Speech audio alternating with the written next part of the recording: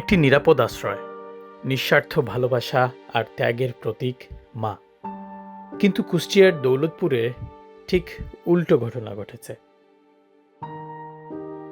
উপজেলার সীমান্তবর্তী গড়ুরা গ্রামের মিস্ত্রিপাড়ায় ঘটেছে এক হৃদয় বিদারক ঘটনা।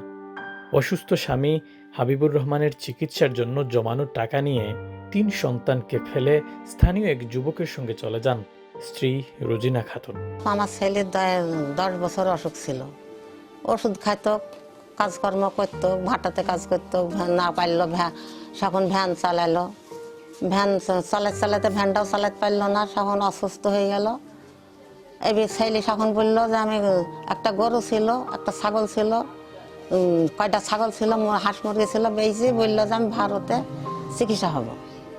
এবার ভারতের টাকা কাটান গোছাইলো, আর ছেলে অসুস্থ দেখি বোমা হলে টাকা গালান নিয়ে এক ছেলের সাথে পলায় চলে যাই, তার সাথে নিয়ে কি কাজ করলো, বিয়ে করলো।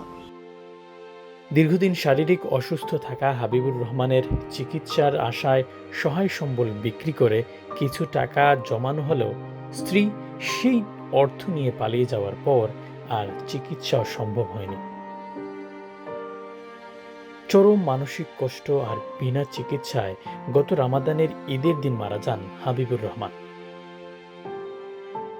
একমাত্র অভিভাবক বাবার মৃত্যুর পর সংসারের দায়িত্ব এসে পড়ে তৃতীয় শ্রেণীর ছাত্র 10 বছরের জুনায়েদের কাঁধে।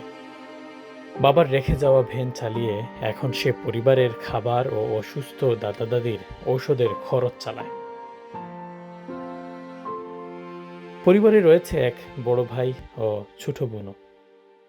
যে বয়সে তার স্কুলে যাওয়ার কথা, সে বয়সেই জুনায়েদ জীবন যুদ্ধের কঠিন বাস্তবতার মুখোমুখি। স্থানীয় প্রশাসনের পক্ষ থেকে সহায়তার আশ্বাস দেওয়া হলেও পরিবারটির ভবিষ্যৎ এখনও অনিশ্চিত।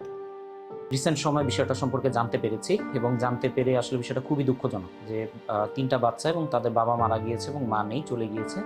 তো সেই ক্ষেত্রে আর কি, এবং তাদের জীবন নির্বাহের ক্ষেত্রে তারা আসলে খুবই একটা কঠিন পরিস্থিতির মুখোমুখি। এক্ষেত্রে আমরা যেটা আর কি চিন্তা করছি, তাদেরকে যেহেতু দাদা দাদির সাথে আছে, যদি দাদা দাদি সেভাবে তাদের ভরণ পোষণ করতে না পেরে থাকে, তাহলে আমাদের চেষ্টা থাকবে ওনাদের সাথে কথা বলে আমরা কিন্তু 3টা বাচ্চাকে সরকারি যে শিশু পরিবার আছে সেখানে দেওয়ার সুযোগ থাকবে, এবং শিশু পরিবারে দিলে তাদের পড়াশোনা, তাদের মাসিক খরচ, খাওয়া দাওয়া, থাকা সবকিছুই হচ্ছে শিশু পরিবার থেকে বহন করা হয়।